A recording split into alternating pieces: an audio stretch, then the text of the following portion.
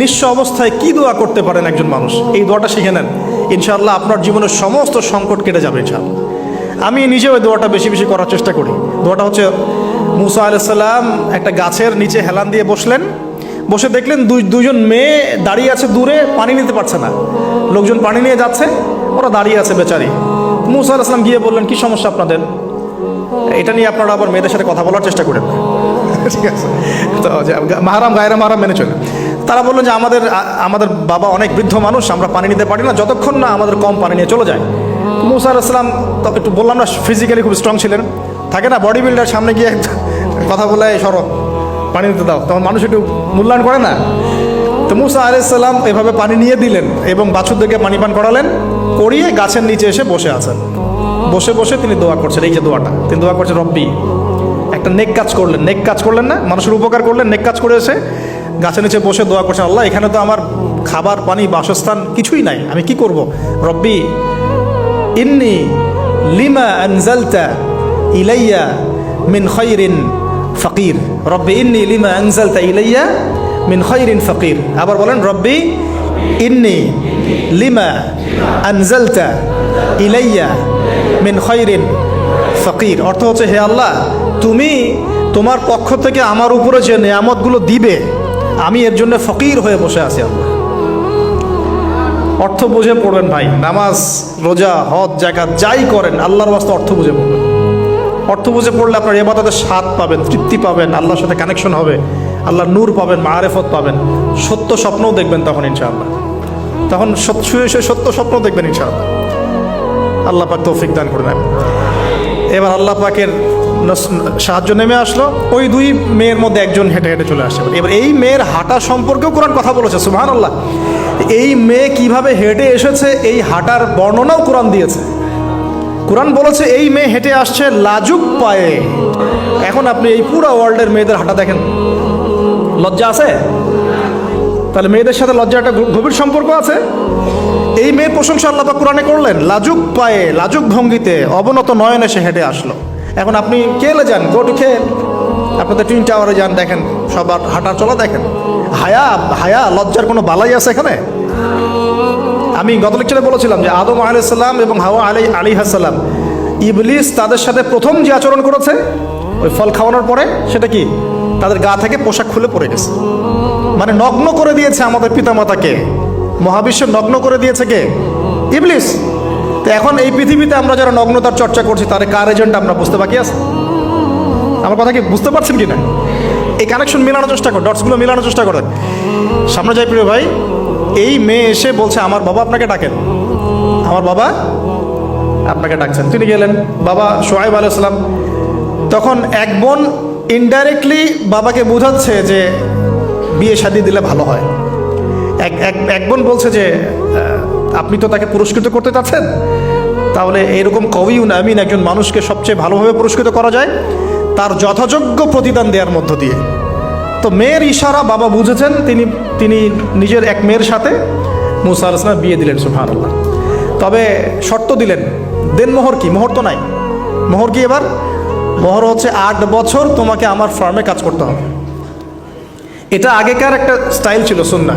এটা এখন নাই যদিও, আগে এরকম ছিল যে দেনমোহর দেওয়ার জন্য এই একটা পদ্ধতি ছিল। যেমন ইয়াকুব আলাইহিস সালামের ক্ষেত্রেও এরকম 7 বছরের কথা আসছে, তিনি 7 বছর তার শ্বশুরের ফার্মে কাজ করেছেন। এটা নতুন ছিল না ওই সময়, এটা কমন ছিল।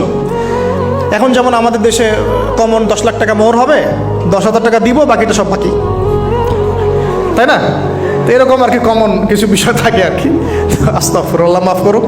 বলবে বাসরাতে, বলবে আমাকে মাফ করে দাও। শুরুতেই নিজের গায়রথহীনতার পরিচয় দিল। আবার এদিকে শ্বশুরের কাছে মাশাল্লাহ মোটা অঙ্কের ডোনেশন নিতে চাচ্ছে, যৌতুক।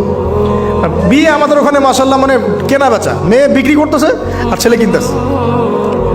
এবার 8 বছর পূর্ণ করা হলো, তিনি আরও 2 বছর 10 বছর পূর্ণ করলেন। এই 10 বছরে মুসা আলাইহিস সালাম নববী পরিবেশ পেলেন, অভিভাবক পেলেন, স্ত্রী পেলেন, প্রেমময়ী সন্তান ইত্যাদি সব কিছু। এবার আল্লাহ রাব্বুল আলামিন তাকে মিশরের দিকে যাওয়ার যে সময়টা এখন হয়ে গেছে, 10 বছর হয়ে গেছে, মিশরের দিকে যেতে হবে। যাওয়ার পথে স্ত্রীর প্রসব বেদনা উঠেছে। তখন মুসা আলাইহিস সালাম আগুন খুঁজছেন। আগুন কি খুঁজছেন ভাই? আগুন খুঁজতে খুঁজতে তুর পাহাড়ের ওখানে গিয়ে দেখছেন যে আগুন গাছে জ্বলছে, সবুজ পাতার উপরে আগুন, তিনি অবাক। এই সময় আওয়াজ আসলো, বিসমিল্লাহির রহমানির রহিম, ইন্নী আনা রব্বুক ফাখলা'না আলাইক ইন্নাকা বিল ওয়াদিল মুকদ্দাস তুয়া। মুসা, ইন্নানি আনা আল্লাহ লা ইলাহা ইল্লা আনা ফা'বুদনি ওয়া আকিমিস সালাতা লিযিকরি। মানে এখানে অনেকগুলো কথা আছে, সূরা তাহার মধ্যে আছে। আওয়াজ চতুর্দিক থেকে ভেসে আসলো, মহান আল্লাহ রব্বুল আলামিন তার শান অনুযায়ী, তার ইজ্জত অনুযায়ী তিনি যেভাবে কথা বলেন সেভাবে মুসা আলাইহিস সালামের সাথে কথা বললেন। আল্লাহু আকবার। বললেন, ইয়া মুসা, হে মুসা, ইন্নানি আনা আল্লাহ, নিশ্চয় আমি আল্লাহ, লা ইলাহা ইল্লা আনা, আমি ছাড়া কোনো ইলাহ নাই, ফা'বুদনি, তুমি আমার ইবাদত করো, ওয়া আকিমিস সালাতা লিযিকরি, আমার ইবাদতের জন্য সালাত কায়েম করো, আমার জিকিরের জন্য সালাত কায়েম করো, আমার স্মরণের জন্য সালাত কায়েম করো। ফাখলা'না আলাইক, তোমার জুতা খুলে ফেলো, ইন্নাকা বিল ওয়াদিল মুকদ্দাস তুয়া, তুমি তুয়া উপত্যকায় আছো, পবিত্র তুয়া উপত্যকায় আছো। আদব শেখানো হলো, এভাবে অনেক কথোপকথন হলো। নবী মুসা আলাইহিস সালাম ভয় পেয়ে গেলেন এবং আল্লাহ পাক আরো কথা বললেন, ওয়ামা তিলকা বিয়ামিনিকা ইয়া মুসা, তোমার ডান হাতে এটা কি?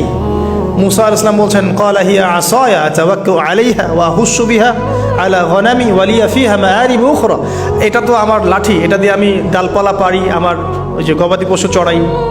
আল্লাহ পাক বলছেন যে ছুঁড়ে মারো, আলকিহা ইয়া মুসা, এটা ছুঁড়ে মারো। ফালকাহা, তিনি ছুঁড়ে মারলেন, ফাইদা হিয়া হাইয়াতুন তাসা, এবং এটা ছোটাছুটি শুরু করলো, বড় একটা সাপ হয়ে গেল। সুবহানাল্লাহ। এগুলো কোনো গাল গল্প নয়, এগুলো আল্লাহ রাব্বুল আলামিনের মুআজিজা, মুআজিজাতুল কুবরা, এটা বড় মুআজিজা। তিনি পিছনের দিকে দৌড়ানো শুরু করলেন সাপ দেখে, খাইফা ইয়াতারাক্কাব, মানে ভয়ে দৌড়ানো শুরু করলেন। আল্লাহ পাক বলছেন, লা ইয়াখাফু লাদাইনাল মুরসালিন, আমার কাছে রসুলগণ ভয় পায় না, তুমি ভয় পেও না, তুমি ওটাকে ধরো পিছন থেকে, সেটা আবার লাঠি হয়ে যাবে। পিছন থেকে হাত দেওয়া হলো, লাঠি হয়ে গেল। সুবহানাল্লাহ। এবার বলছে যে তুমি তোমার বগলের নিচে হাত ঢুকাও। মুসা আলাইহিস সালাম বগলে হাত ঢুকালেন, বের করলেন, হাত থেকে টর্চ লাইটের মতো আলো বের হওয়া শুরু। এটা দ্বিতীয় নিদর্শন। কেন দেয়া হলো নিদর্শন? এবার আল্লাহ পাক তার দায়িত্ব তাকে বলছেন, তোমাকে নিদর্শনগুলো কেন দিলাম, তোমাকে মনোনীত কেন করলাম, কেন তোমাকে মনোনীত করলাম মুসা, তোমার কাজটা কি? তোমার কাজ এখন এটা, ইযহাব ইলা ফিরআউনা ইন্নাহু তাগা, তুমি ফিরআউনের কাছে যাও। ফিরআউন সীমা লঙ্ঘন করেছে, মনে আছে ফিরআউনের কথা? সীমা লঙ্ঘন করেছে। তখন মুসা আলাইহিস সালাম তার অপারগতা প্রকাশ করছেন এভাবে, তিনি বলছেন, আল্লাহ, আমার তো জিহ্বায় জড়তা আছে, আর আমি তো ওখানে এক ব্যক্তি, আমার খুনের অভিযোগ আমার কাঁধে, আমি এখন কিভাবে কি করবো আল্লাহ? তখন আল্লাহ রাব্বুল আলামিন বলছেন, এই দোয়াটা করো। কোন দোয়া? মুসা আলাইহিস সালাম বললেন, রব্বি ইশরাহ লি সাদরি, হে আল্লাহ, আমার বক্ষ প্রশস্ত করো, ওয়াসসির লি আমরি, আমার কাজকে সহজ করে দাও, ওয়াহলিল উকদাতাম মিন লিসানি, আমার জিহ্বার সমস্ত জড়তা দূর করে দাও, ইয়াফকাহু কাওলি, যাতে মানুষ আমার কথা বুঝতে পারে। আর আমার সাথে আমার পরিবারের মধ্য থেকে ওয়াজআলনি ওয়াজিরাম মিন আহলি, আমার পরিবারের মধ্যে একজন ওজির আমাকে দাও, সাথী। হারুন আখি, আমার ভাই হারুনকে দান কর। সুবহানাল্লাহ। হারুন আলাইহিস সালামকে নবুয়ত দেওয়া হলো, দুজনকে আল্লাহ পাক এখন বলছেন, ইযহাবা ইলা ফিরআউন, তোমরা দুজন এখন ফিরআউনের কাছে যাও। ফাইন্নাহু তাগা ফাকুলা লাহু কাওলান লাইয়িনা, তবে তাকে গিয়ে কর্কশ ভাষায় কথা বলবে না, নরম স্বরে কথা বলবে। দায়ীদের এখানে সুন্নাহ, দায়ীদের জন্য শিক্ষা আছে, দায়ী আলেম যারা মুবাল্লিগ তাদের শিক্ষা আছে। ফিরআউনের সামনে গিয়ে দাওয়াত দিলেও কিভাবে দিতে হবে?